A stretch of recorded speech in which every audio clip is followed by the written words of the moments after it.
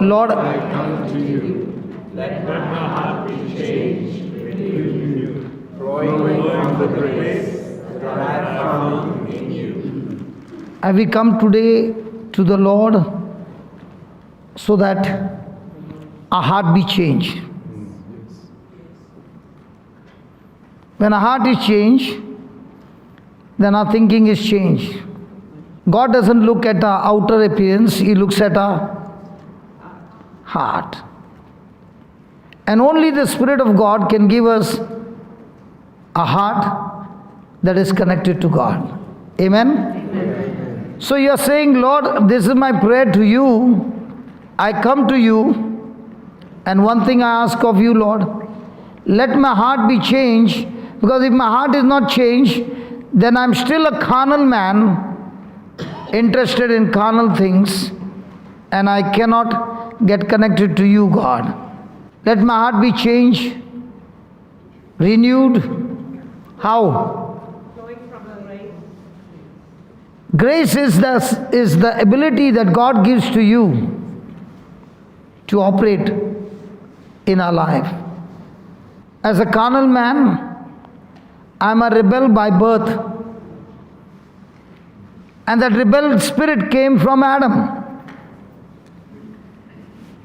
But now, because of Jesus who gave me His Spirit, I am changed from a carnal man to a spirit man. And because I am a spirit man, grace of God has given me now understanding of the Word. And that understanding of the Word gives me faith. I am no longer a carnal man who lives by sight, who lives by sense knowledge, who lives by the world system, but now the Spirit of God has changed me into a spirit man, that I am hungry for the Word of God that is nourishing my heart. And that's what you are praying right now. Amen to that. Amen. And then, Lord, I've come to know what? How come for so many years I could not see the weaknesses? Because when I'm carnally minded, I'm spiritually blind. But when the grace of God came, the grace of God showed me the mirror, a spiritual mirror called the Word of God, that shows me the difference between my worldly thinking and God's standard of living. What was once upon a time giving pleasure has changed. That pleasure that gave me, slowly but surely, like the prodigal son, found himself with the pigs because of disobedience, and so also the spiritual blindness takes us into a pleasure of sin, drawing us away from God, and slowly but surely taking us deeper and deeper in darkness, chaos, confusion, torment, depression, anger, bitterness, anxiety, suicidal. All these comes because my spirit is blinded. And that's what he says, the weakness I see in me, Lord, I cannot strip myself. I don't have the power to do that.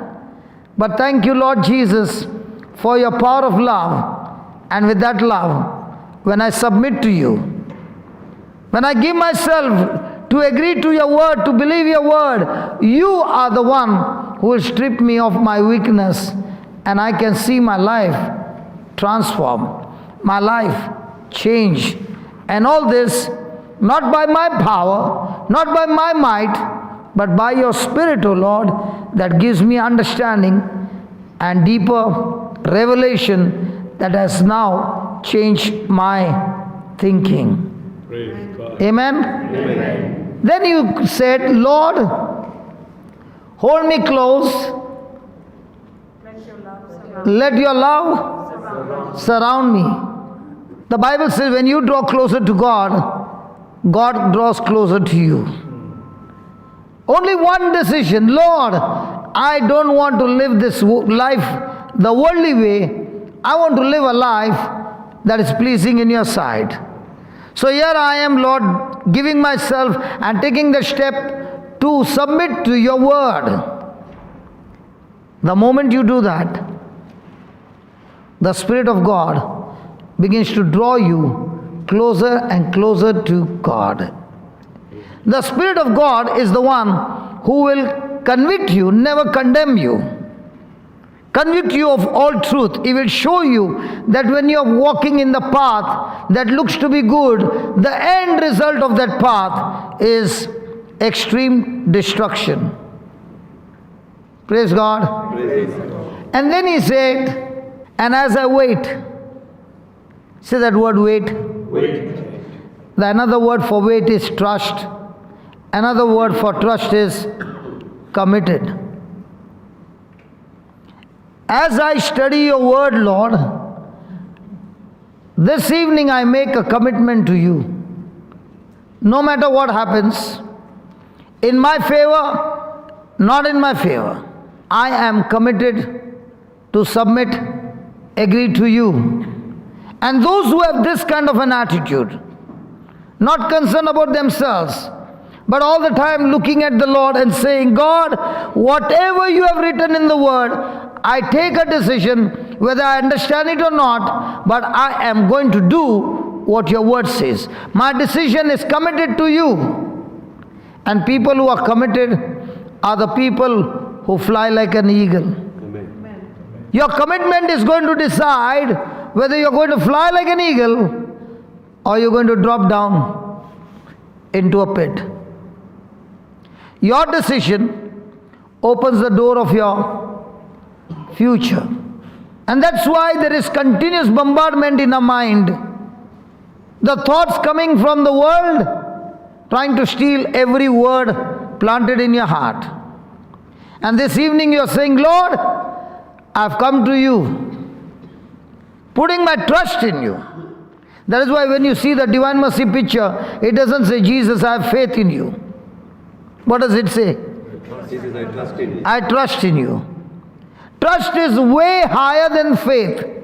When a person has faith, he says, Lord, whatever you have promised me, I believe I've received it. I don't have physical evidence, but I received it. But when the pressure begins to increase, what happens to faith?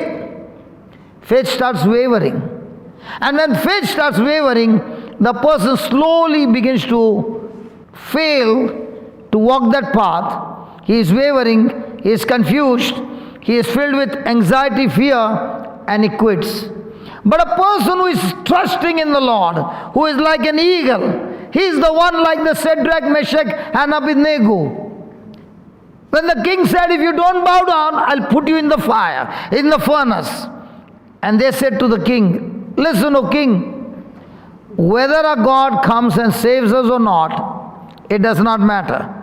But our relationship with our God is not based on your furnace, whether we are out of the furnace or inside the furnace. We will still serve our God, and we have a relationship with God, and we are committed to our God, and we are not quitting. How is our relationship with God? God, you give me a job, I'll praise you. You heal me, Lord, I will be very happy. I'll tell the world what good things you have done. But when the trials begin, what happens? Bigger miracles are hidden in trials.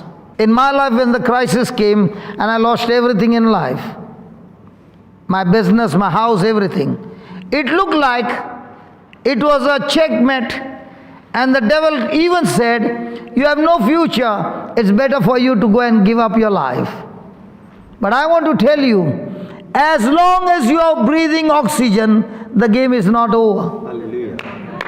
Hey, as long as you're breathing oxygen, the game is not over. God will bring strangers in your life who will come and talk to you the gospel of Christ. And when you receive that gospel, the power of God for salvation begins in your life. Hallelujah. Hallelujah. I was blinded for 33 years till the Lord, through His Spirit, opened my eyes. I started my life with minus. Memory loss complete. can't even remember his name, can't even remember his family. Everything minus. Sickness minus. Demons present. Financially total minus. Everything was minus. Nothing on the positive side. Even then, when I was brought to the garage, the church, the chief mechanic said, doesn't matter. I can still repair this car. Hallelujah. Hallelujah. So this evening you have come to the garage and the chief mechanic is saying, don't you worry, I can still fix the problem. He is saying all things are possible to God, right? Yes. He also said, nothing is impossible to those who believe in Him. Amen. Praise God. Amen. Hallelujah. Amen. So, are you the ones who are going to wait on the Lord? Are you the ones who are committed to the Lord? Yes. Or I will let you know, brother, tomorrow if I can come for the class. But when it comes to a wedding, you'd never say, I'll pray and let you know. That is what surprises me. The pleasure that I want, I don't need to pray. I will be there half an hour early. But when it comes to commitment, I'll have to pray and let you know. But the Bible says, those who wait on the Lord are the ones who will fly like an eagle. And I will sow with you, and I will sow with you, and I will, and your spirit leads me on by the power of your love. See, listen, I'm just talking this hymn, and knowing this hymn is good.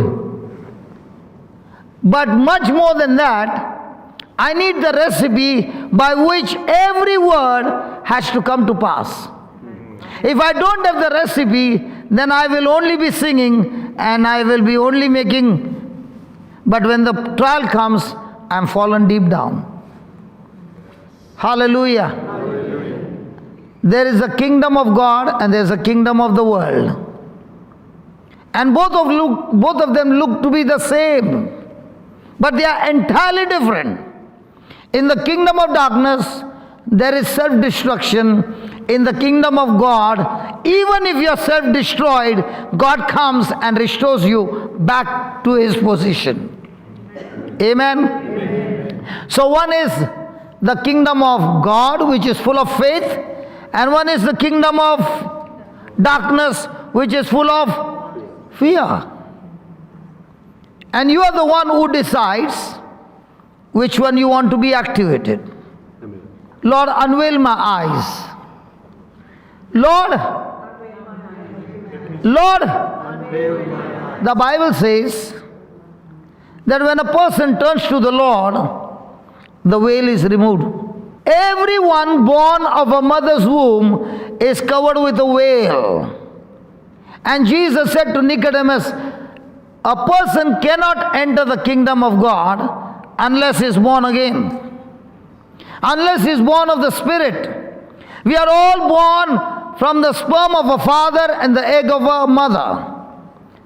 But the day we receive the gospel and baptized in the Holy Ghost, we are born of God, and the person who is born of God, the veil is removed so that now you can see the glory of God, you can understand the things of the kingdom of God. Hallelujah. So you're praying, Lord, please unveil this veil, because when this veil is removed, now I can see that you, Almighty God, you have come to dwell in me. Hallelujah. Hallelujah. Hallelujah. Hallelujah. Can you even imagine? Look at the last line. Look at the last line. As you what? How can the Holy Creator come and live in a person like us? That's why in the Old Testament, the Holy Spirit came on a person for a temporary time, for an assignment. Once the assignment was over, the Holy Spirit left. The Holy Spirit came on people. But in the new covenant, The Holy Spirit doesn't come on you. He comes inside of you and makes his resident inside of you. And Jesus said, He will be with you, in you, for. Wow.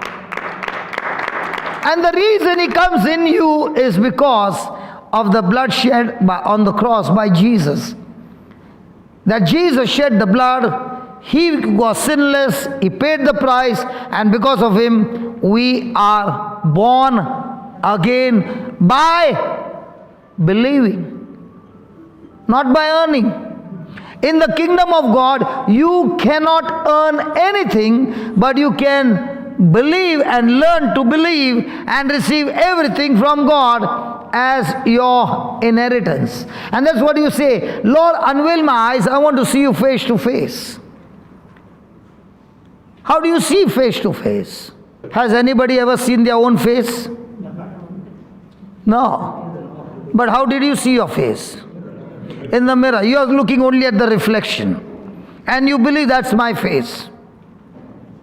How many of you have seen a mirror called the Bible, in which God shows you the spiritual things face to face, and when you learn to see that mirror every day, you begin to see things without your natural eyes, but through your spiritual eyes. This lady came first in this church. Praise God. And I said to you, hello. Praise God. Do you believe there is a lady sitting next to you? By faith or by sense? Are you saying there is a lady sitting next to you by faith or by sense? By your sight, not by faith. Because faith is only connected to those things that you don't see. But do you know there's somebody sitting in between you two? Now you say, hey, hold on. I can't see. And that's what you're saying, Lord, unveil my eyes. I want to see face to face. So what do you see? You see in the mirror God saying, hey, I put my angels charge over you. Wherever you go, they go with you. Now do I need to see an angel or feel the feathers?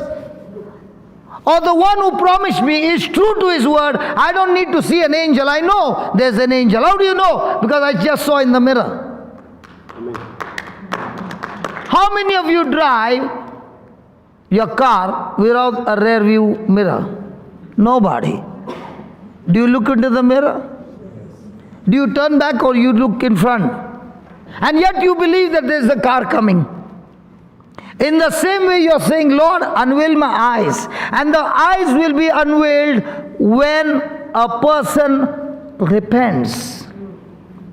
2 Corinthians 3:16 says, when a person turns to the Lord, the veil is removed. And repentance is change your thinking. Now, as you are listening to the word, what's happening? Your thinking is getting changed. What we think is, repentance is all about sin.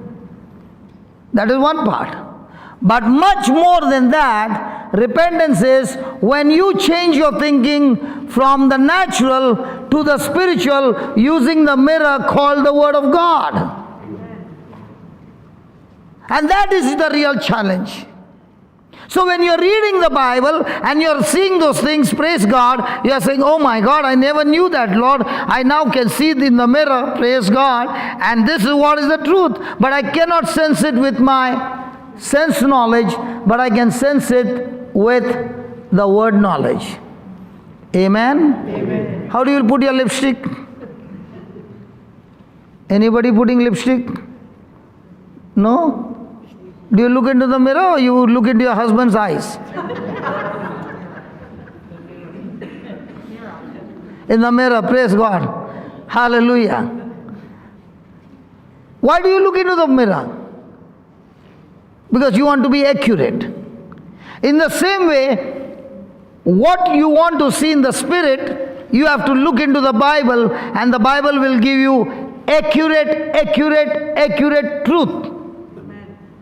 Let me give you an example. How many of you want God to bless you?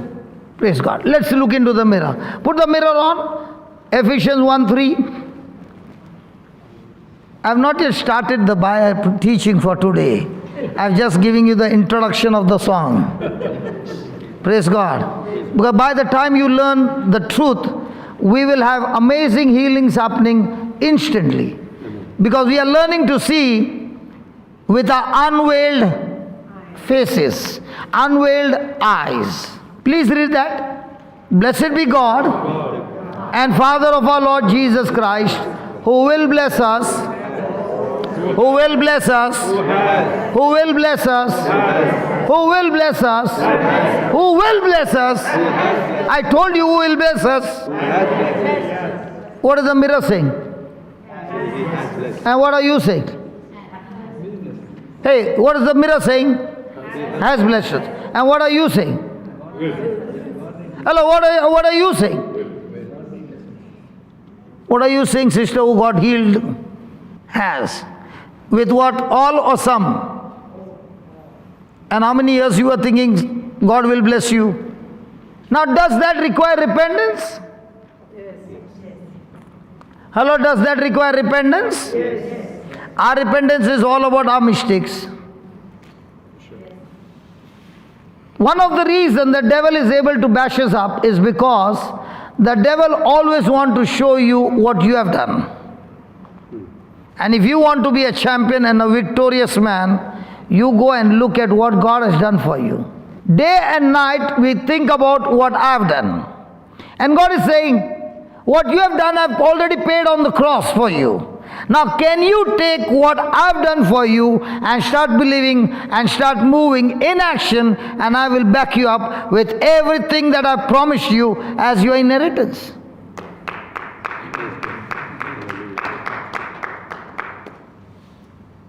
Why are they clapping? Why others are not clapping? Because many a times it is like this. First you show me, then I will believe. I want to see with this eye, and then I'm ready to believe. In the kingdom of God, he said to Thomas, hey Thomas, come here. You said, unless you touch me and all that, come here, come here, come here, come here. Now come here, touch me, feel me. And Thomas quickly said, my Lord and my God. And what did Jesus say? Hey Thomas, you believe me because you have seen me. There's nothing special about that. The world also believes when they see. But blessed are those who have not seen, neither their names are not called by the preacher. Because many times it happens, the preacher called my name. But your name was not called, because that happened to me. Everybody's name was called, my name was not called, and I was sitting and crying. Years later on, one day the Lord said, that day you were crying, no, because your name was not called. But blessed are you that your name is not called, but yet you believe. Amen. You don't need a man to call out your name. I am the one who have called your name. I am the one who have anointed you and have shown you in the mirror, written in words. But are you willing to believe? So do we need repentance every moment? Yes. So has he said he has blessed you with all things? Or he will bless you? No, he has blessed us. Has he blessed you with all things physical or in the spiritual realm? In the spiritual realm. So has he given you the seed? Yes. So now that you got the seed, can you make a harvest out of it? Yes. You need to plant that seed in your heart. You need to water that seed with thanksgiving. And when you keep on thanking God, that seed begins to talk to you. And the day the seed talks to you, the first thing that happens is there's a revelation in your mind. And that's when your mind starts getting renewed. Because this mind is connected to my five senses. This mind only believes what I see. And the spirit believes only what I don't see. But my body action is not taken by my spirit, but by my soul. And unless this one changes, my life will never be changed. If anybody seated here wants to change your life, transform your life, the most important factor is what proportion is your thinking change. Your mind is changed. And only when your mind is changed, your life is changed. I said your life, not your wife. Because many a time people hear when I say life, they hear wife. Hallelujah. Let me show you Romans chapter 12 verse 2. How is a person's life change? And be not, Confirm. and be not, Confirm. but be you, Transform. but be you. Transform. How? By the renewing of your mind. Be you transformed by praying and praying and praying and praying and praying and praying and fasting and praying. He said, how much are you ready to renew your mind? How much are you willing to change your thinking, not on physical evidence, but on evidence found in the Word of God? So can it be a person who is coming here for the 10 years, but has not changed his thinking? Will his life be changed? No. There's a drunkard who walks in, totally messed up, listens to the Word, and from that day on, begins to study the Word of God and change his thinking day and night. I tell you, that alcoholic, that drug addict who was there 1 month, has been studying the Word and changing his thinking, that fellow will be casting out demons. Praise God. Praise God. In the kingdom of God, it does not matter how many years you know the Lord. It matters how much you believe in the Lord. It does not matter how much you know the scriptures. It is how much do you believe and live your life on the scriptures, and you're confident in those scriptures. Hallelujah. Amen? Amen. So, be not conformed to this world, but be you. Transform. How many of you have seen a caterpillar? Very beautiful. Yes. Caterpillar? No. Now what does the caterpillar eat? Leaves. Leaves. Does it keep eating leaves? Yes. Yes. Then it prepares a cocoon, Yes. gets inside the cocoon. Yes. After a few days he comes out. Yes. How? How?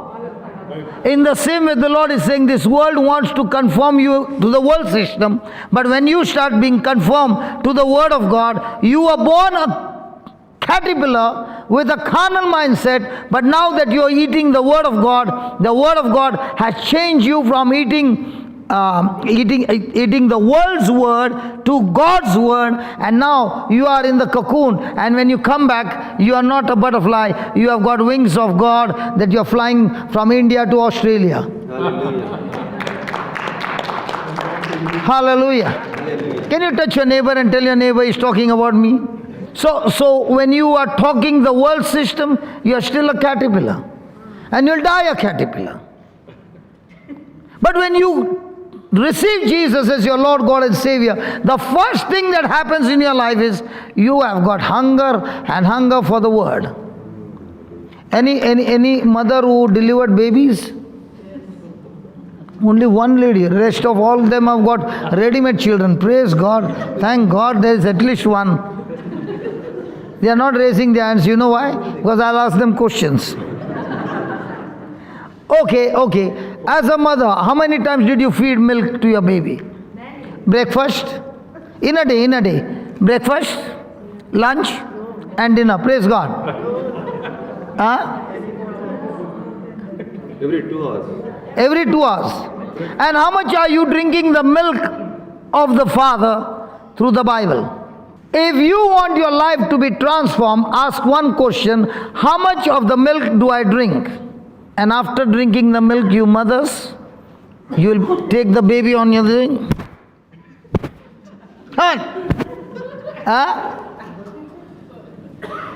Do you all do that? Beating or? And why are you so interested in that burp? Whatever went in should remain inside, right? So when we study the Word and somebody comes and says, hey, what did you study? I studied today something. Now, is it inside? So if it is not inside, then now will you grow? And that's what you're saying. When you have got that Word inside of you, your mind is Your mind is? So the challenge is what? Your action to be renewed or your mind to be renewed? And which one are we more interested in? Right action will never change wrong thinking. But right thinking will always change wrong action. And the best part is, the Word of God has the power to change your wrong thinking. But how much are you feeding on that? So the more and more you feed, and you feed yourself with the teachings, with the preaching. That's why Jesus went around everywhere praying over the sick and healing all the sick. Praise God. He never did that. He went around preaching and teaching for us. And why did he do that? Because preaching and teaching brings repentance, brings correction, and you begin to realize that how the devil has been deceiving you using world system and not God's system. And that's why you're saying, Lord, renew my mind. Just put that song again. As your will. So whose will are you living? Your will or his will? My will, God's will. And how do you know God's will? How do you know God's will? How do you know God's will?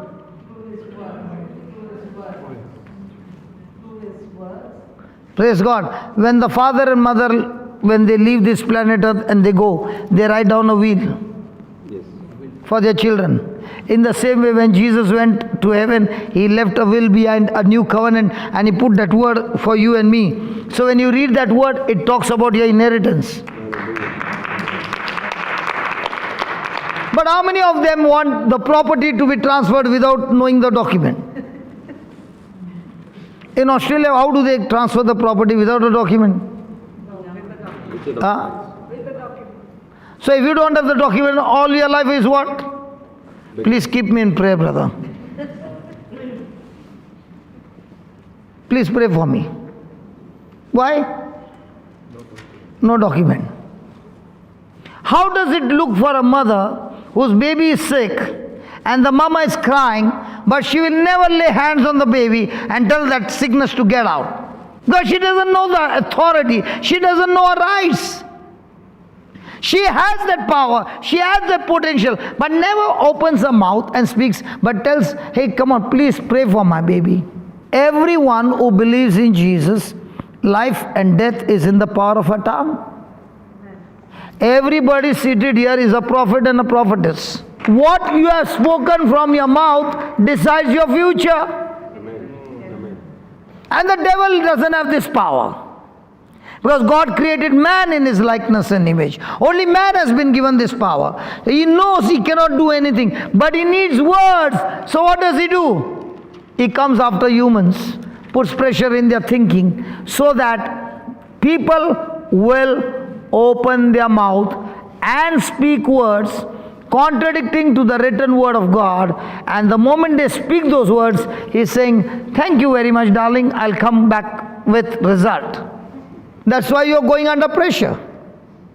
The pressure is only for one thing. Let that word come out of your mouth. And Jesus said, the word of God is a seed. In the same way, the word of destruction also is a seed. In a day, which word do I speak out of my mouth? Word of life or word of death? When the pressure comes and you see all the physical evidence, what comes out of your mouth?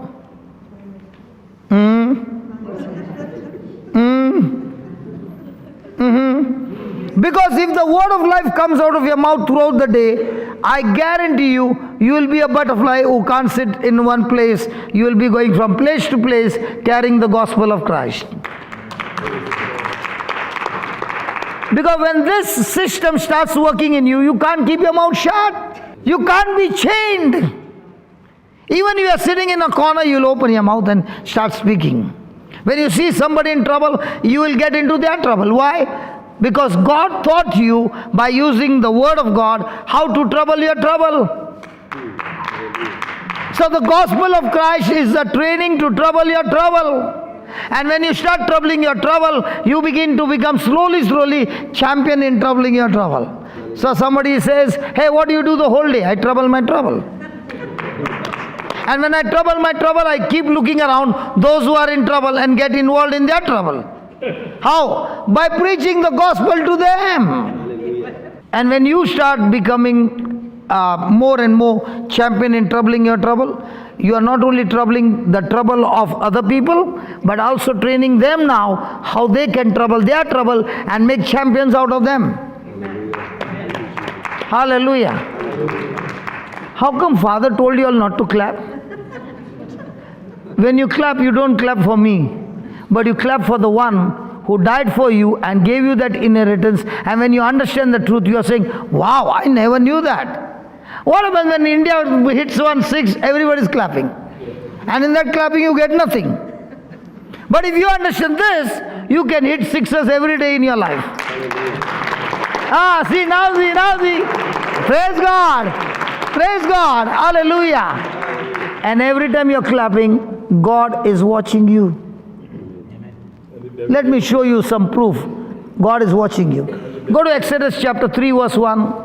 Now Moses, come on everybody read that. Now Moses kept the flock of Jethro, his father-in-law, the priest of Midian, and he led the flock to the backside of the desert and came to the mountain of God, even to Horeb. Then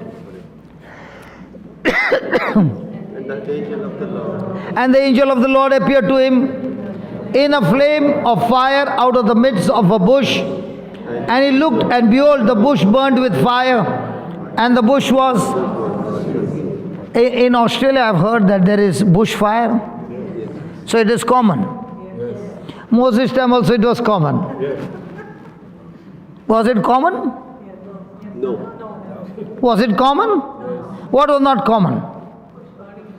When in Australia there is bushfire, all the trees become ash. Yes. But this one was special fire. The fire is there, but the bush is not consumed. Okay, then. And Moses said, now was Moses with the sheep? Yes. Looking after his father-in-law's sheep? Yes. He was talking to the sheep? He was alone there. How many people say, you know brother, I'm all alone? If you look into the Bible, those who are alone are the ones who became the champions. They were alone but never lonely. And there are people with the crowd and still lonely. Yes, amen. So when they were alone, they had wonderful time with the Lord. Joseph was alone, David was alone, Moses was alone, but they kept talking to God. And now Moses is alone, and he said, now Moses said, he said to whom? Who is he talking to? Hello, who is he talking to? Himself. Now, right now, how many people are talking now? Only one. That's the biggest lie. What I'm talking you can hear, but what you are talking about me, I can't hear. Each one is looking at me and talking something, Lord.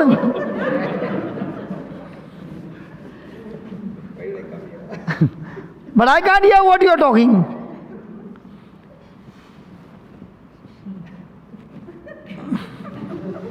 Hallelujah. In the same way, Moses is talking to himself.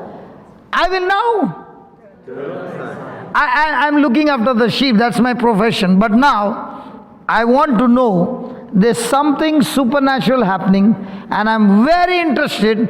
Forget the sheep, forget all that. I'm going after the supernatural. So he's saying to himself, let me turn aside and see.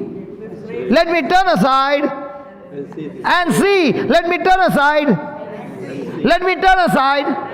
Hey, let me turn aside and see what? Great sight. This great sight. Why the bush is not burnt? I'll tell you about my life. When I got touched, believe me, in my life, for 33 years, I had never seen a miracle in my life. Even sometimes when I would go to church, I never saw anybody getting healed. But when I was brought to the church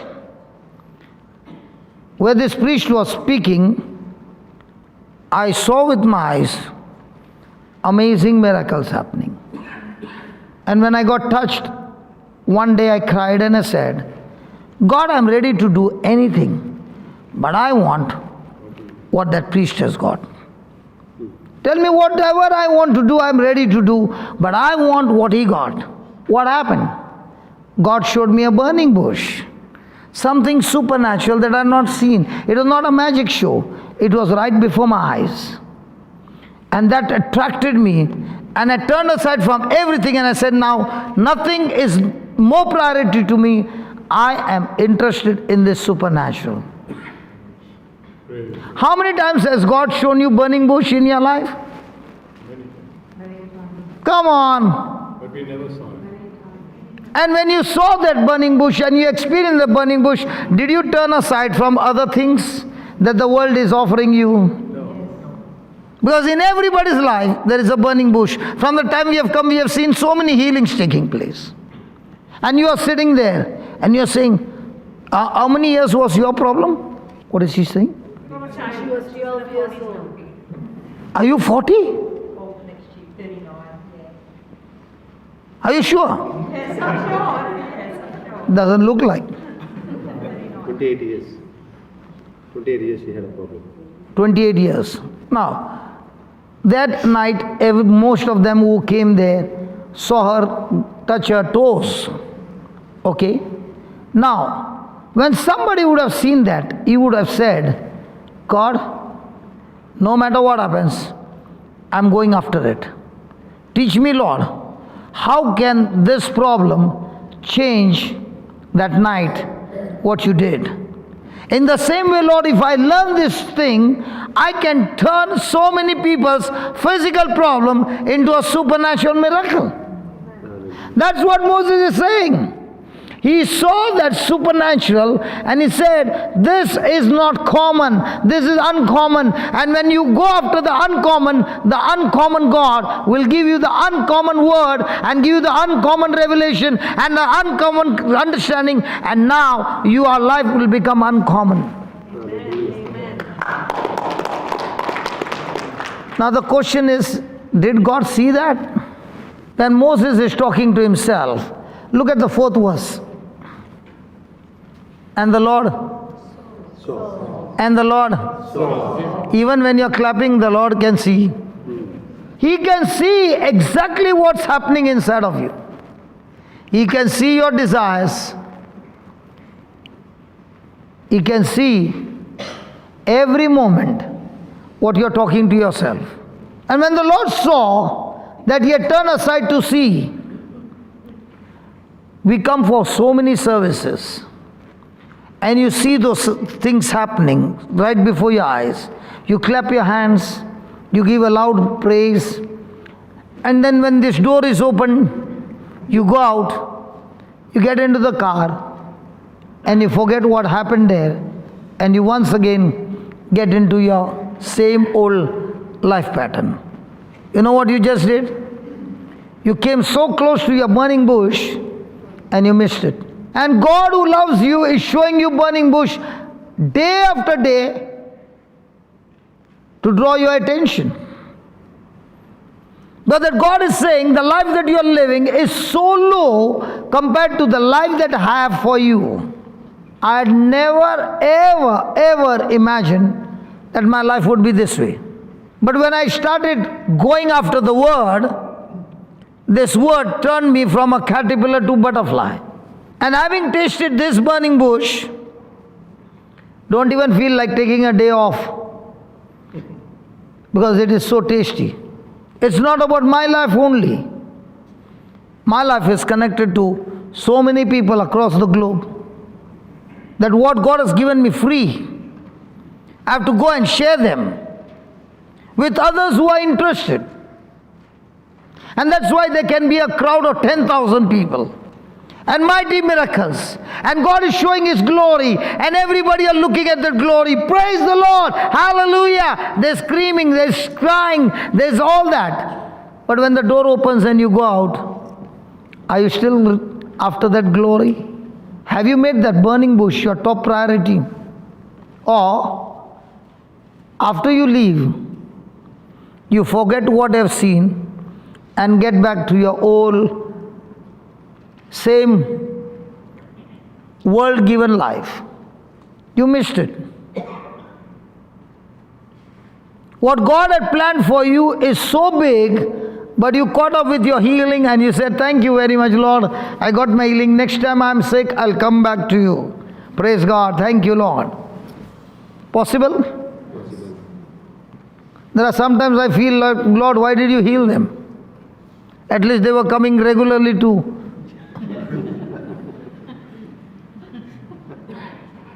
Hallelujah. So the Lord saw that he turned aside to see, and God, I still remember, God is my witness. After I got healed, I went for a retreat. And this time, I took my Walkman. In those days, we used to have Walkman. You know that Walkman? With a recorder. I took my Walkman and I went, loaded all empty cassettes, and I started recording. And the recording was so much of echo that I could not understand. During the lunch break, I went to see, and there was a big bookstall with cassettes and all that. So I said, I won't waste my time now. When the retreat gets over, I'll come to the bookstall. Praise God. The retreat got over and I went to the bookstall and I told him, give me cassettes of whatever you got, any language. Give me all the cassettes of hymns. So that man began to wonder, how come he knows so many languages? I took those hymns so that I can sing in tongues with them.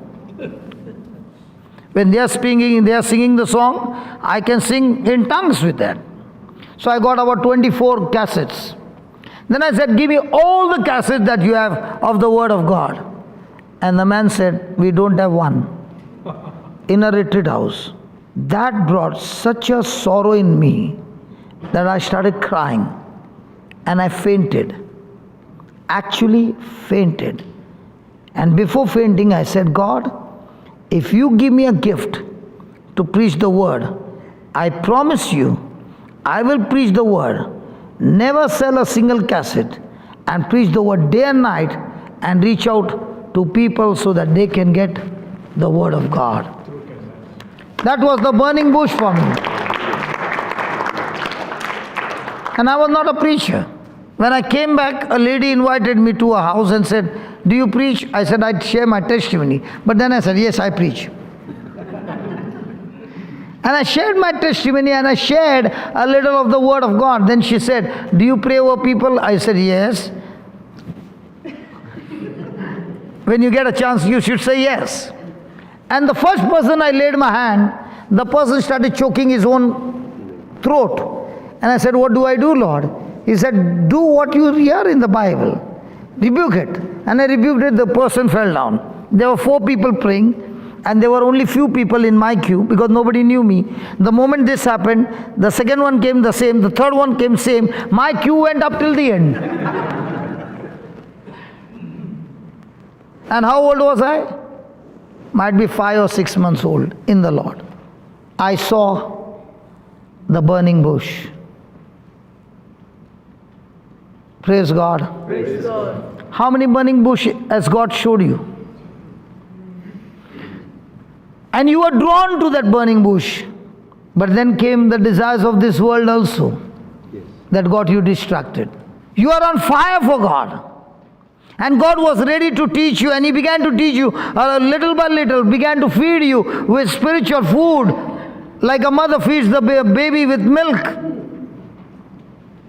Have you ever seen a mother cry because the baby had no teeth when the baby was born? And the mother is crying and saying, I have to go to my dentist because my baby has got no teeth. How many mothers are saying, I have to go and meet the physiotherapist because my baby doesn't move? The mama knows, all I need is feed the baby with the milk. The milk will make the baby grow. And the word of God says that. Give me 1 Peter 2, 2. 1 Peter 2, 2. As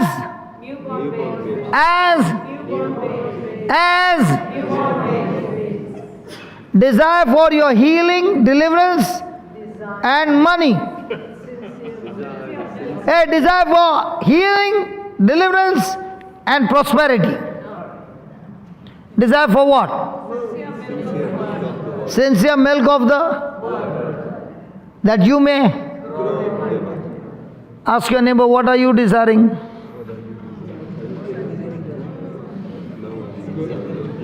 The milk.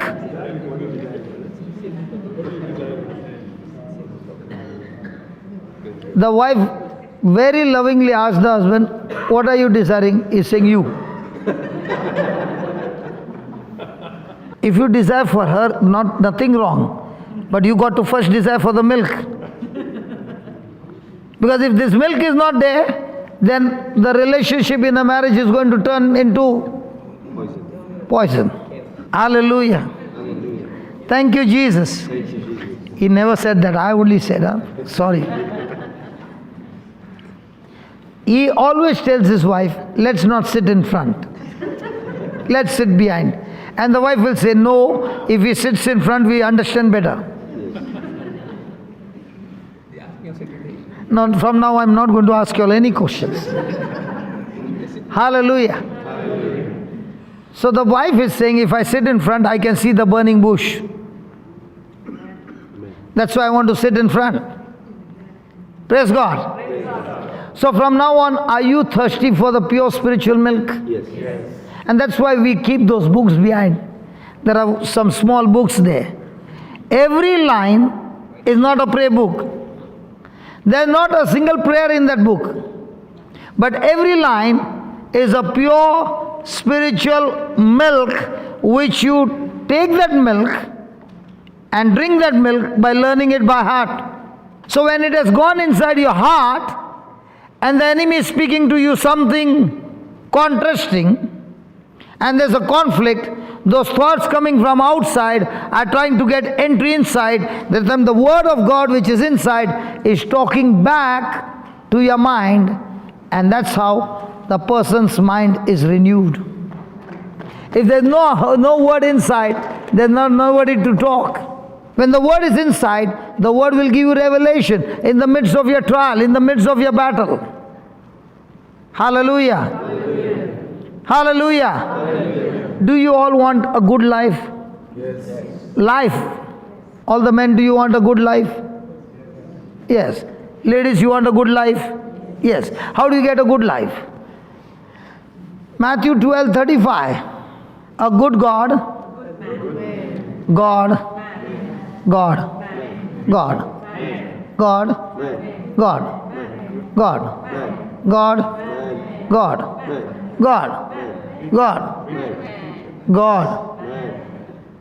What does the Bible say? A good man. A good man out of the good treasure of his heart. Now, if the heart is not stored with the treasure called the Word of God, will that man be able to bring out the good things? So, heart is loaded with what? Usually it's all unwanted things. Usually with unwanted things, and unusually? Unusually the word of God. Praise God. Huh? So for Christians, usually should be what? Word of God. So a good man out of the good treasure of his heart brings forth an evil man. So who is an evil man?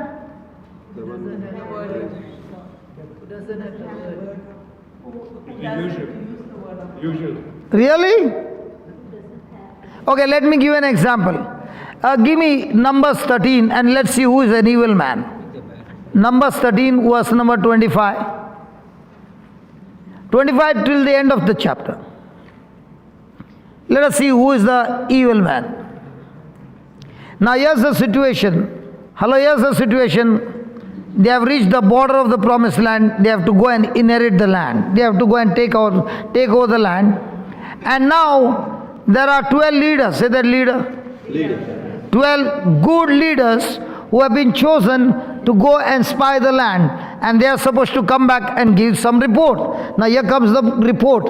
And they returned after searching of the land after 40 days.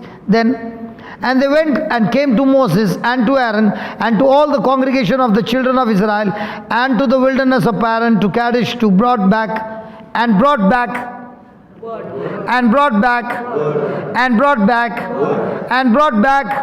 word unto them and unto all the congregation, and showed them the fruit of the land. So what did they bring? Fruit and the word. And they told him and said, we came unto the land where you sent us, and surely it flows with Milk and honey. surely it flows with Milk and honey. and this is the fruit of it. Then, nevertheless, but the people be strong that dwell in the land, and the cities are walled and are very great. And moreover, we saw the children of Anak, that is, we saw the children of the giants. They really saw giants. Then, and the Amalekites dwell, okay, go ahead. And Caleb stilled the people. Why did the people become restless? Because they got a word that said there are giants on the other side. They are extremely strong. Their walls are strong. Everything is strong. And we can't take over the land. And Caleb stilled the people before Moses and said, let us go up and possess it, for we are well able to overcome it. Then, but the men that went up with him said, we be not able to go up against the people, for they are stronger than we. So there is a division. One group is saying, come on, let's go up at once and take over the land. The other group is saying, no, we can't take over the land. We can't go and take over, because there are giants on the other side. Look at the 32. And they brought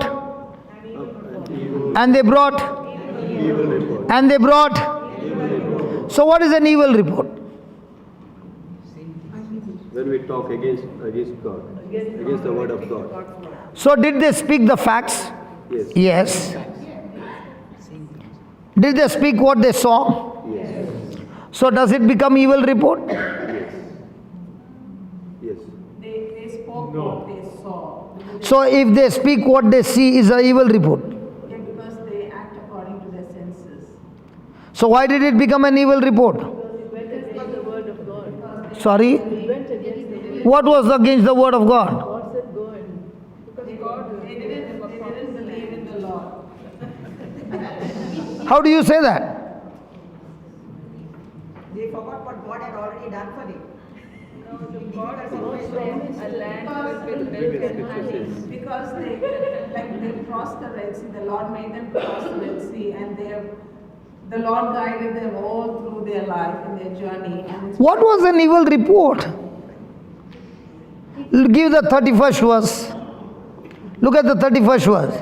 But the men that went up with them said, we be not able. Are they relying on their ability? Yes. All this time, did God use their ability? No.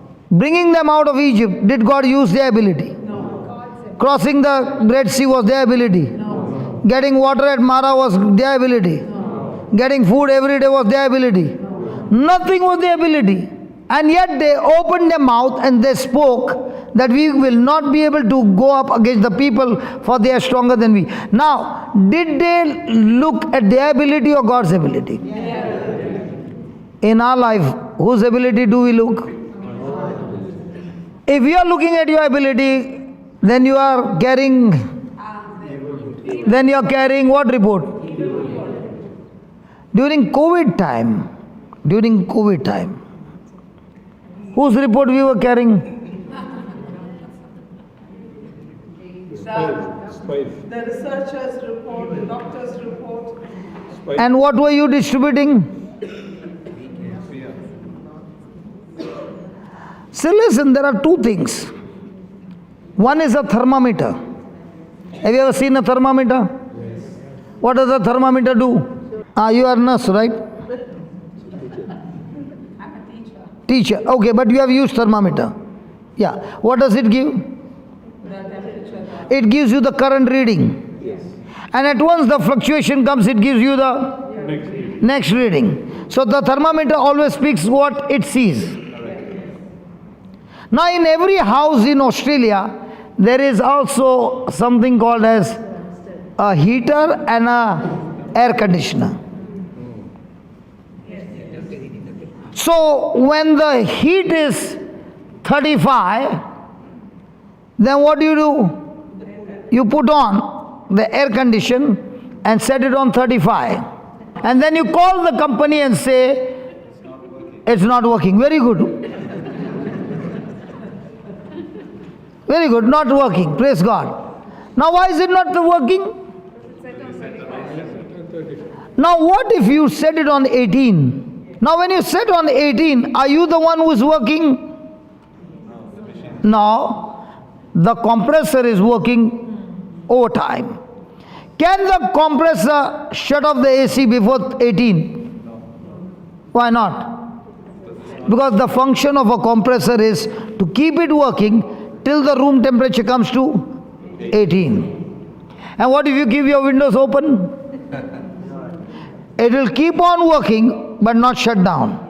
In the same way, Caleb and Joshua are the thermometer Christians who speak what God speaks. Oh, sorry, thermostat Christians. I was wondering, nobody opened their mouth. Were they thermometer or thermostat? And what about the 10 leaders? So when you open your mouth, do you speak a thermometer reading which your eyes are talking, ears are talking, doctor's report is talking, Google is talking, everybody is talking? Then you are carrying evil report.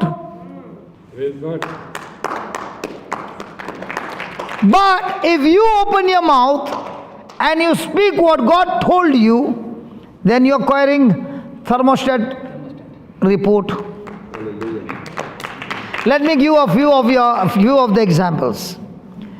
Did God give Joseph a thermostat setting? Yes. About a dream? Now every time he went through something, did he react? Was he moved with his emotions? Or did he focus on the dream? Even when it was unjustly treated, did he still speak the thermostat setting? When he was put in the prison? When the prisoner got blessed? When the prisoner forgot about him? When his brothers hated him? He was still stuck to the thermostat setting. God has given me a dream. Did that thermostat setting come to pass? Let's look at David. Did God tell him that you are the king? Was he still looking after his father's sheep? Now was he still a delivery boy? Delivering sandwiches? Now when he saw Goliath, did he say, oh my God, what a big giant he is? What did he say? I'll cut off his head with 5 stones and a sling. Now was David talking like a thermometer? No. Was he talking a thermostat? Now did he have a sword? No. Then how come he was about to cut the head? You win the battle when you speak like a thermostat, taking the weapons written in the Word of God. Amen. And if you are opening your mouth and speaking like a thermometer, you are carrying an evil report. There will be no good things coming into your life, but self-destruction in your life. So first thing I need to settle down, am I a thermometer or a thermostat? Look into your neighbor's eyes and ask your neighbor, who are you?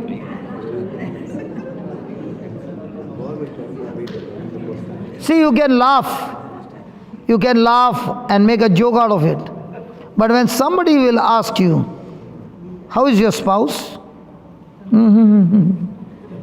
Inside you know what's happening. How are your children? But you know at home what a terror it is. But every moment, what are you speaking to yourself? Thermometer or thermostat?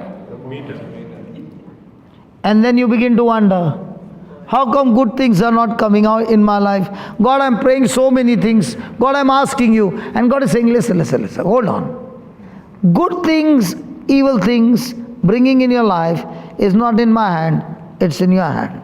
Nobody likes this. You know why? Because we want to put the ball either in God's court or in the devil's court, but not in my court.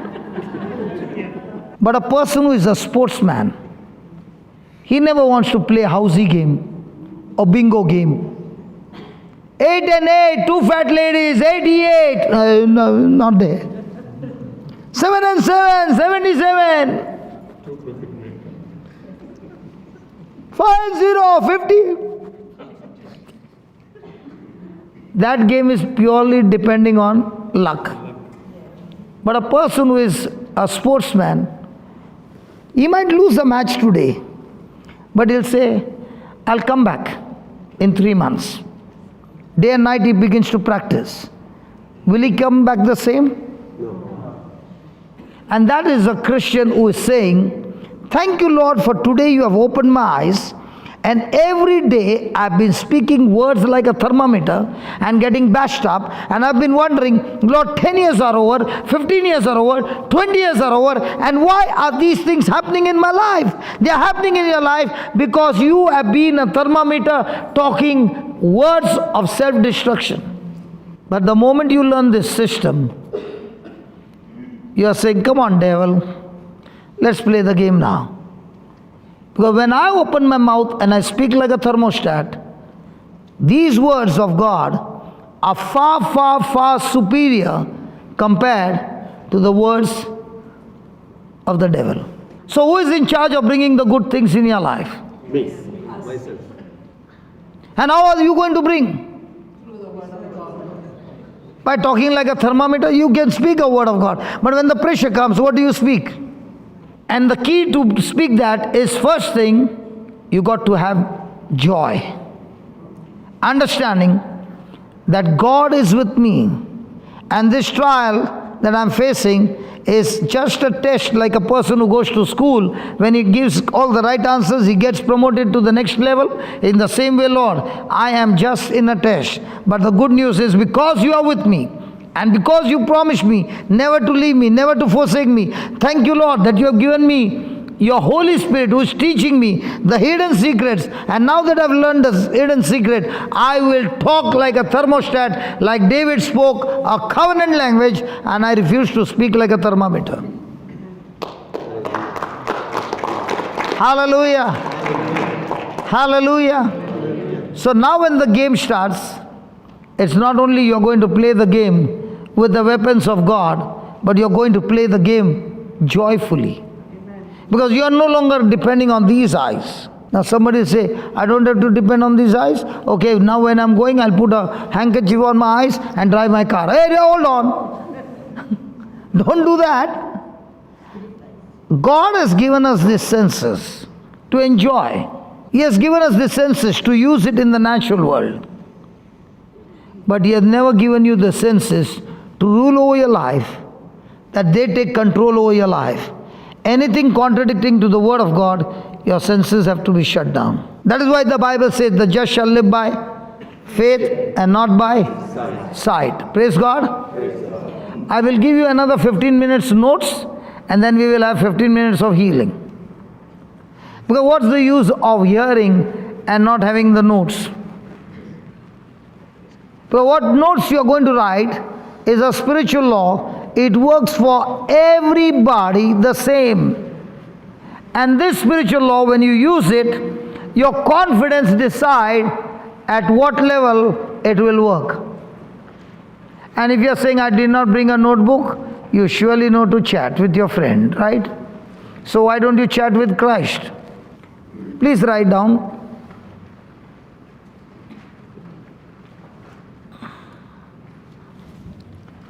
We confess God's word and we take possession of His promises. And what you are writing, we will see it manifest right before our eyes. We confess God's word. You're repeating it? Yes, again. We confess God's word to establish it within our spirit, within our spirits. We also confess God's word. We also confess God's word to admit and accept,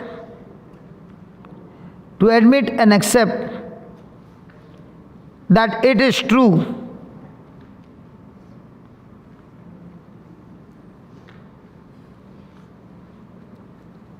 Word of God says,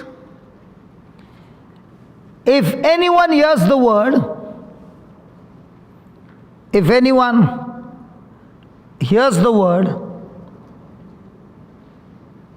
and does not understand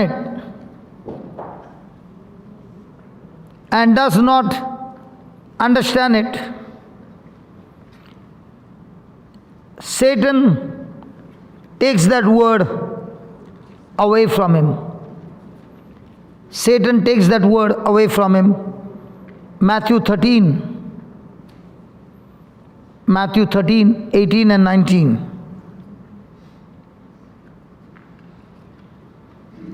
Satan cannot steal the word.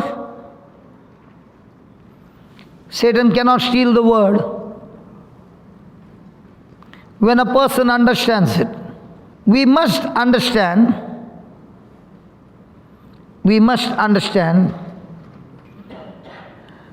the necessity of feeding ourselves,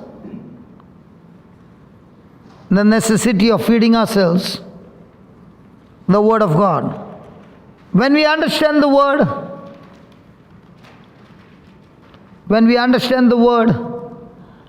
our life changes. Our lives changes. However, please underline this line. However, becoming busy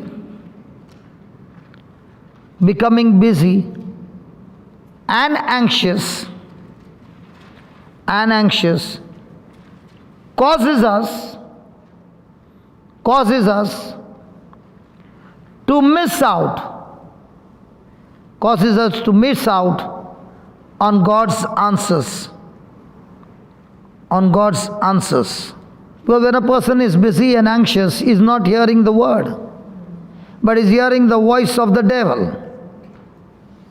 He is hearing all kinds of thoughts that are contradicting to the word of God, and unknowingly he opens his mouth and speaks them and gets into deeper trouble. Okay, 7 reasons. The reason. Okay, the reason of confession, the reason word works.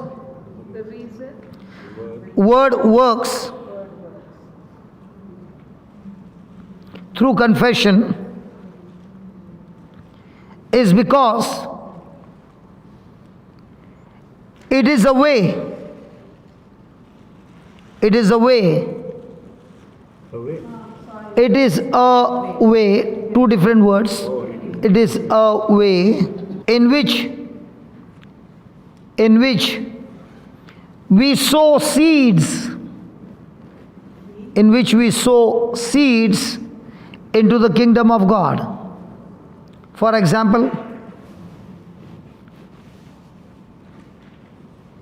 God created the world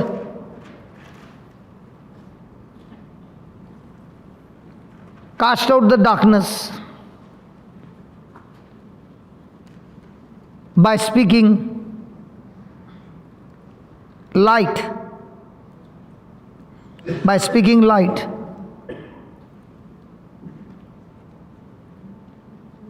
And there was light.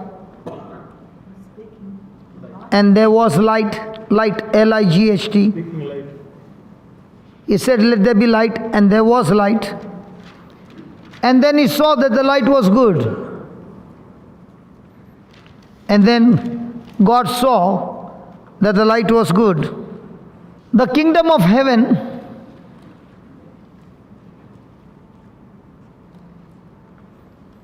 is within every Christian.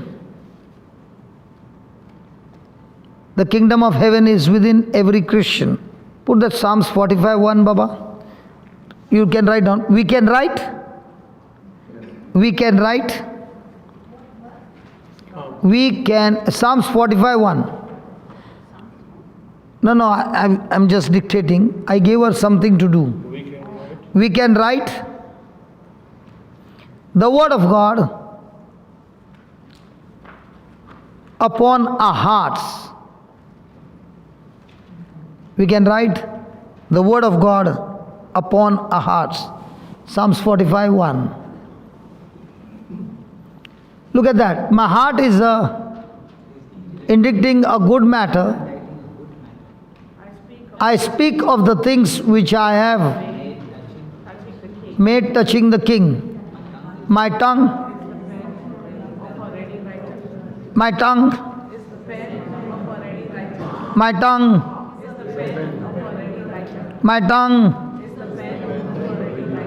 So with your tongue, what are you writing in your heart?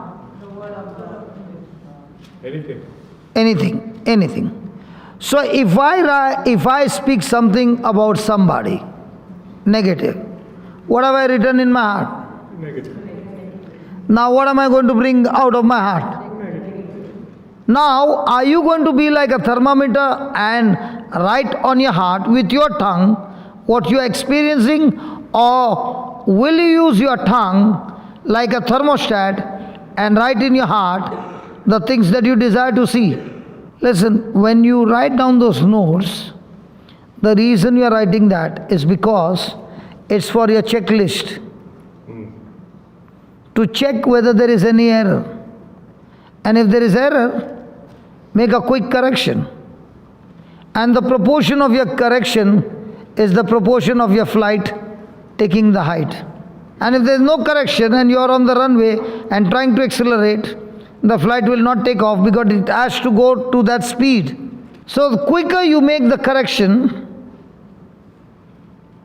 and the quicker you use the tongue to speak like a thermostat, in no time your flight has taken off. Let me give you an example. Her husband is drinking every day. Every day. Now, when the wife sees that the husband is drinking every day, what will she speak out of her mouth? Is drinking every day. So what has she written on her heart? When she hears the teaching and says, okay, I'm going to be a thermostat. So now when I see my husband drinking, I say, Lord, you said those who believe in you, the very things that you did, they will do, and greater things than that. So I thank you, Lord, that you have given me in the Bible that you turn water into wine and wine into your precious blood. So I boldly and confidently say, my husband is drinking the blood of Jesus. And also, Lord, we overcome Satan by the blood of the Lamb and by the word of my testimony. And this is my testimony, Lord. My husband is drinking your precious blood, and I'm so thankful to you, Lord, that this blood of Jesus is torturing and tormenting the spirit of alcohol, and I can see he has left our family for generations. And now she's so joyful that she goes and brings some snack for the husband to eat, drink the blood of Jesus. Because every situation in your life will change where there is joy. When there is joy in the midst of your trial, you have moved from outside the garden to inside the garden. Because when you are bitter, angry, frustrated, you are praying, but you are outside the garden. And any prayer outside the garden does not get connected to God. So before the husband can change, the wife has to change by looking into the unseen and saying, God, I thank you that you are teaching me how to use a thermostat setting. I'm going to use it, and I'm joyful, and I can see where my husband is not only drinking the blood of Jesus now, he's completely changed, he's a man of God, studying the word of God, and praise God, he is prospering, his soul is prospering, he is in good health. Now, what did you do? You planted the seed. You wrote it in your heart with your tongue. And now you're joyful and you're peaceful. Now, those words coming out of your mouth are faith-filled words. They will work like a thermostat, and it is just like you going to a restaurant and sitting there, taking a menu card and saying, I order this, and the waiter takes the order, goes to the kitchen, gets the job done. When the food is ready, brings hot food on the table and delivers it to you. You enjoy the food, now comes the bill. And the waiter says, there's no bill because Jesus paid the bill on the cross for you, it's free. You can get everything from heaven when you use your tongue to write like a thermostat on your heart. Now just pause for a moment and think about it. Every problem, every situation that you have been going through for years, what have you been writing? A thermometer or a thermostat? The 10 spies came and gave a report, and they did not even know their report went and wrote in each one's heart that they all turned their back to God, and they said it is better for us to die in the desert than the giants eating us there. And God said, what you spoke, so shall it be. And they all who came out of Egypt, about 20 years, they all died in the desert. They had an inheritance to enter the promised land and enjoy their life.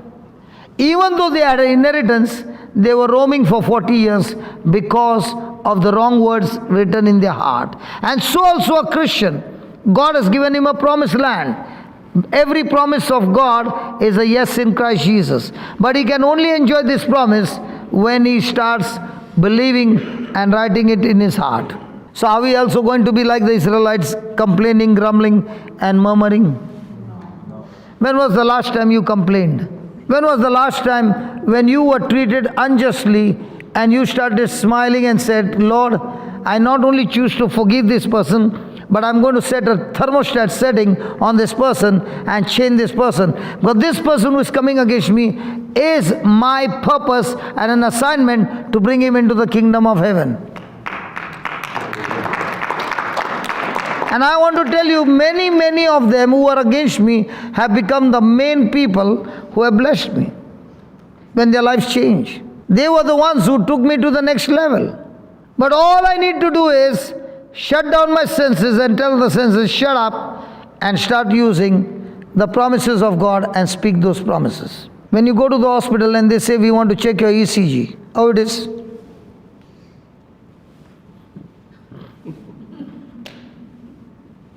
And suddenly it comes like this. What's the meaning of this? God is looking for such people. Dead in their emotions, dead in their sense knowledge, alive in the Word of God. They are the ones who hit the top list. They are the ones who operate in the supernatural. If you are an emotional person, it won't take even more pressure for the enemy. One jhatka is enough for you to open your mouth and speak all that the enemy wants you to speak. And the world will also say, when you feel heavy, you go and talk your problem to another person. You will feel light, man. Yeah, man. I feel so light. You just felt light because you just planted those wrong seeds and they are coming back with big harvest. Listen, your business is working good. And I asked you, brother, how is your business? Not working. Why? If you say working, najar lagega. What they say? I don't know what they say. Evil eye. Correct? So many of them, their business was good, but they said not working. And what they said not working, it came to pass. Because you're talking a thermometer setting because somebody told you not to say. Our mouth speaks the harvest. Our mouth speaks the harvest. that we are growing in our heart. Our mouth speaks the harvest that we are growing in our hearts. The lady sitting with the spouse in white, do you have any body pain? Body pain, bones means the one in purple. Purple, no, that is? Back. The lady behind, do you have any body pain?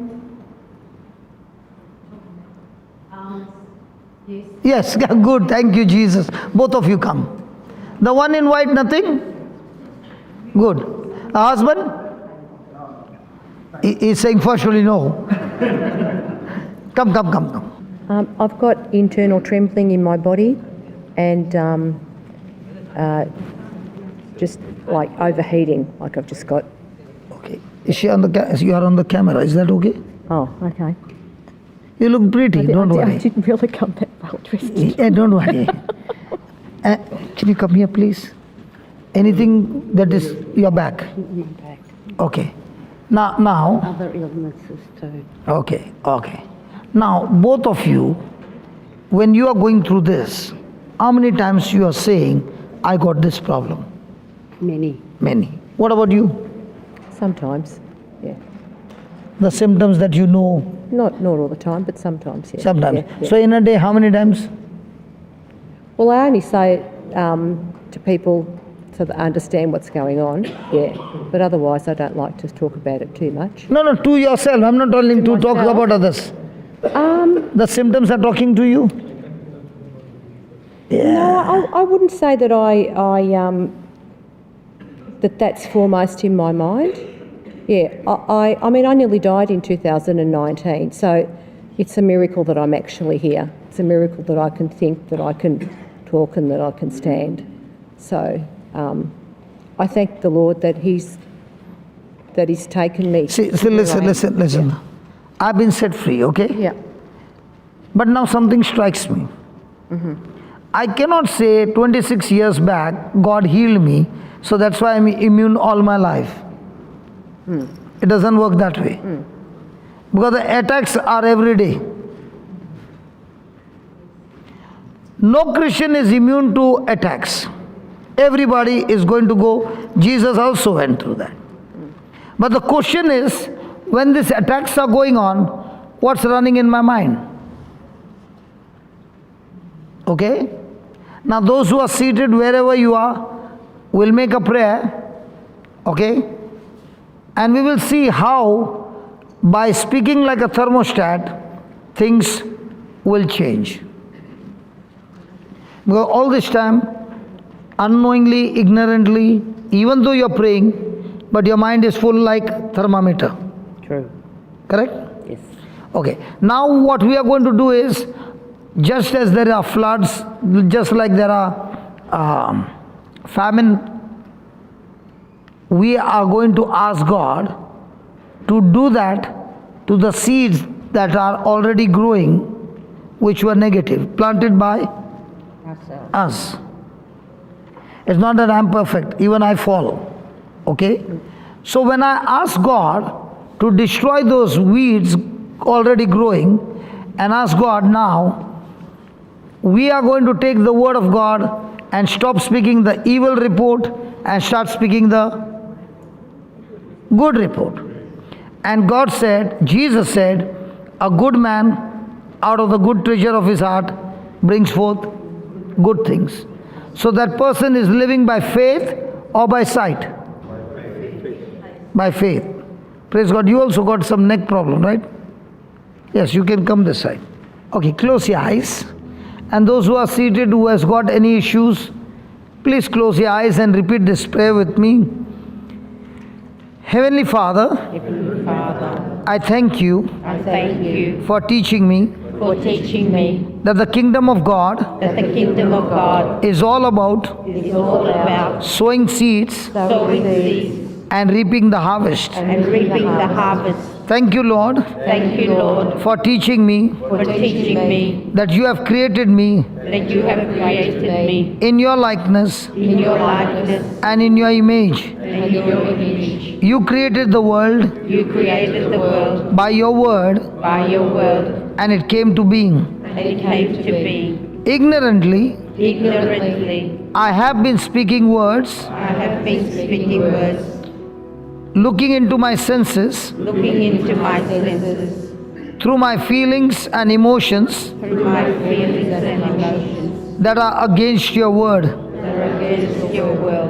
Like the 10 spies spoke an evil report, Like the 10 words we would report. so also, ignorantly, Ignorantly, I too have opened my mouth I too have opened my mouth and spoken and spoken the evil report the evil report with the substance called anxiety, with the substance called anxiety, fear, fear, and worry.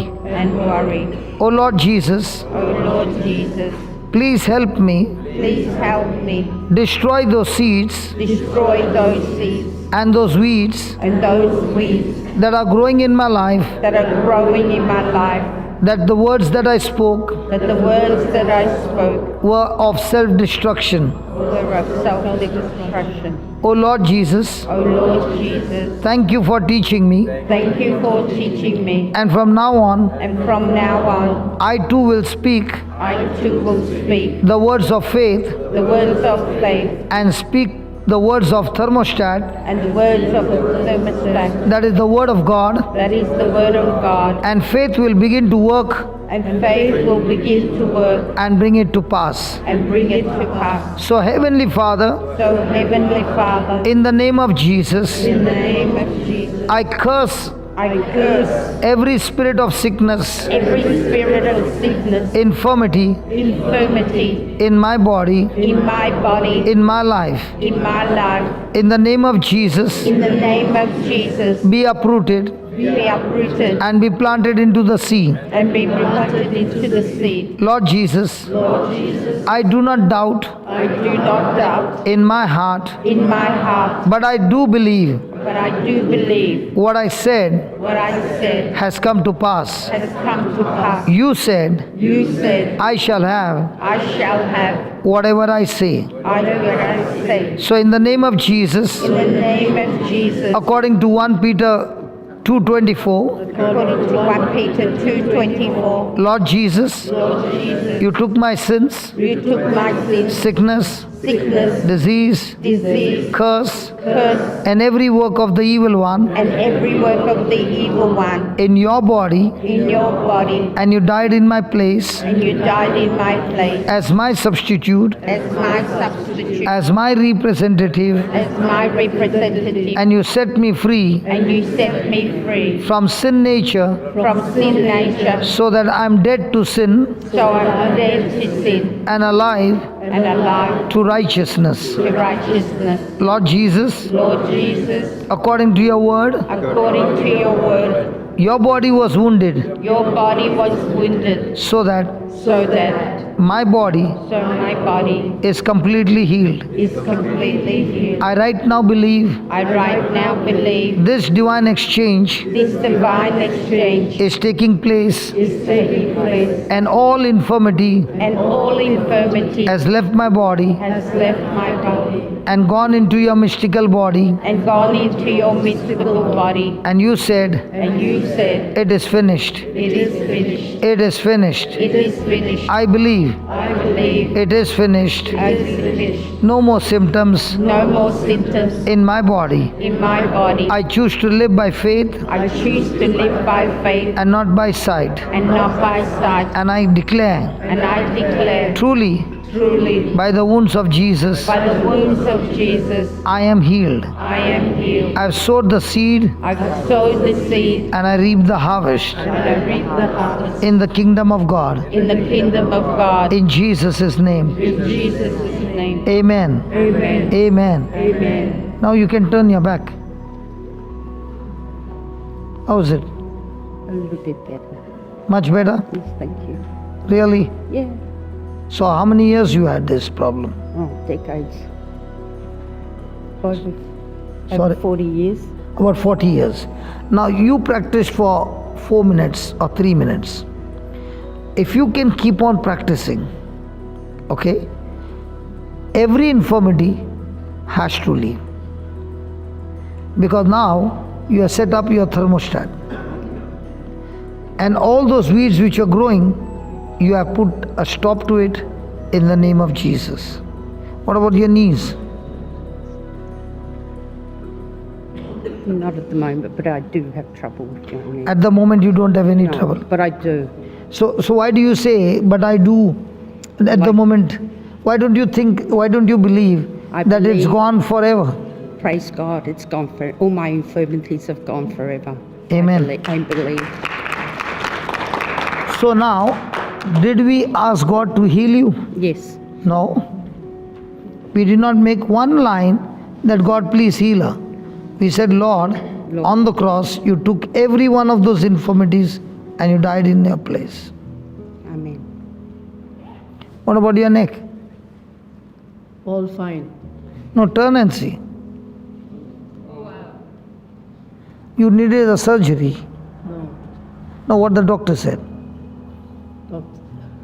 It's my head was just moving, that's all. But I believe I'm healed Praise God. by the wounds.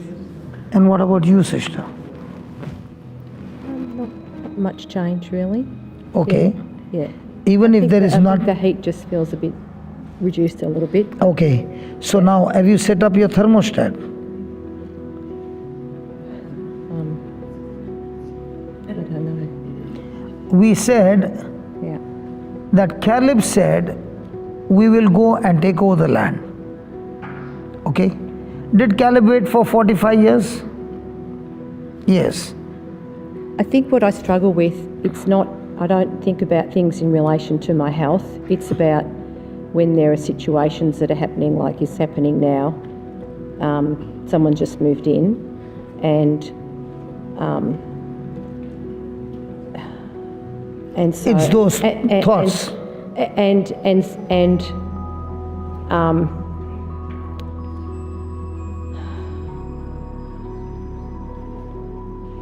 The person's manifesting what's inside of them.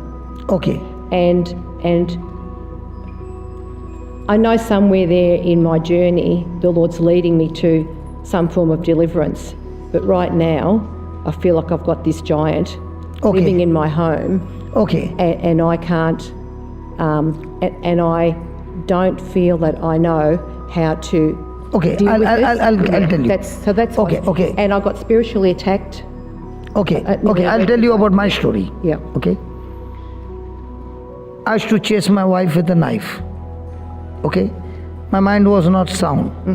Okay. She did not know the word. But she would say that I believe. Okay. Then I would calm down. When she took me to church, the priest on that day was teaching that you say, by the wounds of Jesus, my husband is healed. So when the priest prayed over me, he told my wife, take him home and bring him for 9 days. Divine Mercy prayer. Okay? He was preaching every day for 1.5 hours. And there was mass. Okay? Now when my wife is taking me back, she asked me, what's your name? Who am I? My neck was turning this way. So she saw 0 symptom in favor. But she kept saying throughout the journey, by the wounds of Jesus you are healed. Next morning, she taught the children to say the same, by the wounds of Jesus you have been healed. Okay? Fifth day morning, I looked at her and I called her name. The moment I called her name, she ran and brought both the daughters and said, who are these? And I said, they are our daughters. And I said their names. Then she said, who are you? And I said, I'm your husband. And what's your name? And I said, my name. That day my neck became all right. Now, those 4 days or the 5th days, did she see any symptom change? No. She set a thermostat and she stuck to the thermostat, would not change a words. So in the same way, I don't know why God told me to pick you up. Okay? The reason is, might be you've got no physical healing, physical problem, but what you have is a mental problem. Okay? And you can see with your eyes things coming against. Okay? So now what are you going to speak? What your eyes are saying or what the word is saying? That's the battle. And when you keep on saying to yourself, this is what the word says, and I am ready to go with the word. Okay? And I'm not going to change my word.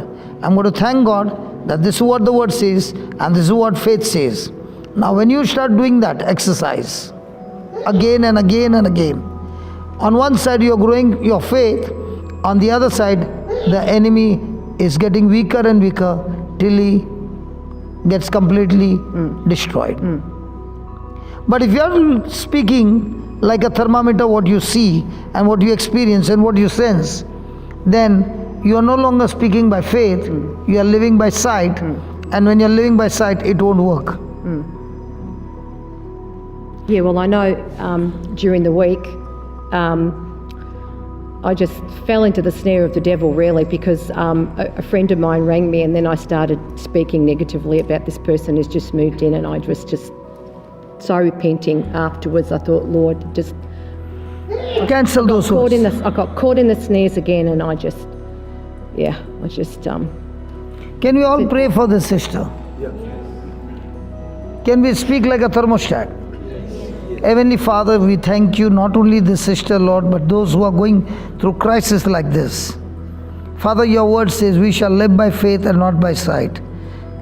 We pray not only for this sister, but everybody, Lord.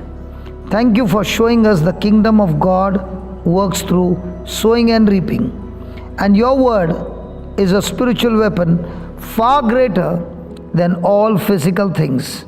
Lord Jesus, you changed every physical thing in people's life by not speaking what you see, but you spoke what you desire to see. You spoke the unseen and destroyed the seen. In the same way, Lord, we thank you that at this very moment, every word that the sister has seen and spoken against, we speak complete destruction of those words and the power of those words, and they are nullified. And from now on, we speak your word, O Lord, that the Spirit of the Lord is upon that person, upon the whole family. God, you yourself has anointed the family. You have filled them all with your love and set them all free, completely free from all work of the enemy. Thank you, Lord, that the person is the body of Christ, and Satan and infirmity, you have no power, no place in this person. In the name of Jesus, we thank you, we praise you, Lord. The blood of Jesus sets the person free. Lord Jesus, we eat your body, we drink your blood. You dwell in us and we dwell in you. In the name of Jesus. Thank you, Father. Thank you, Jesus, for setting every member of the family absolutely free. In Jesus' name, amen.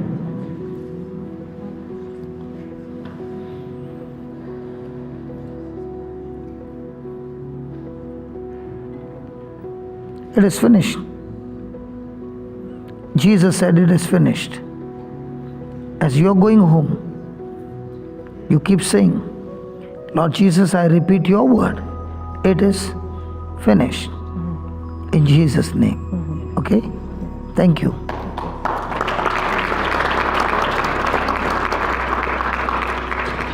Hallelujah.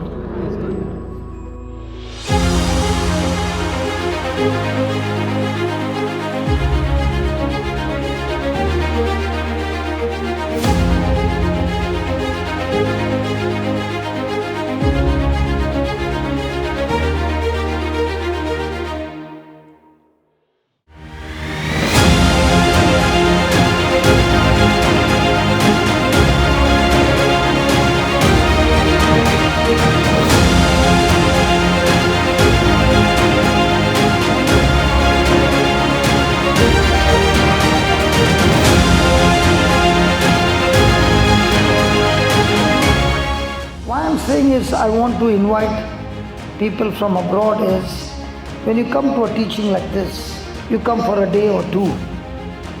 By the time you go home, you are already forgotten. But if you come for 15 days, you are soaked, marinated, everything is changed. Because now that seed will take root and bring in the harvest. And that is the time you will recognize that what I was thinking about myself is not the truth. When I look into the Word, what God is talking to me are things that are not revealed to my senses. They are entirely different. And that is what a Christian life is.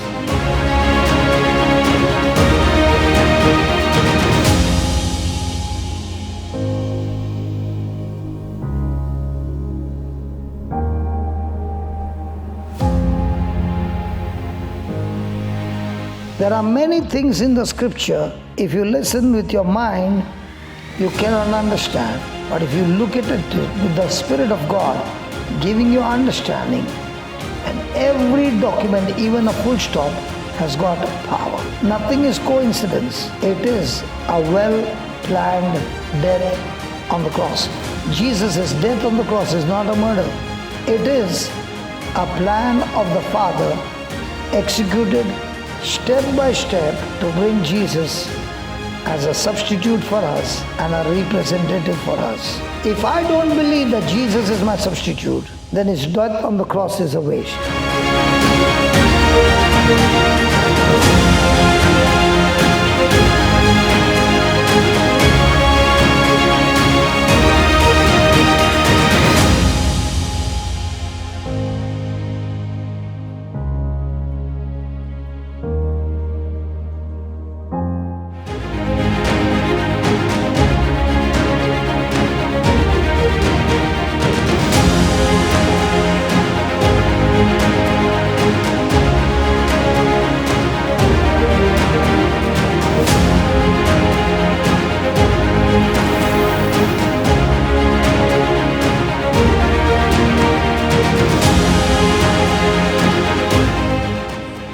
If I'm going to speak the word once in a while, Sunday, one repeat in a year, and if I'm going to speak the word every day, that's when I'm a champion.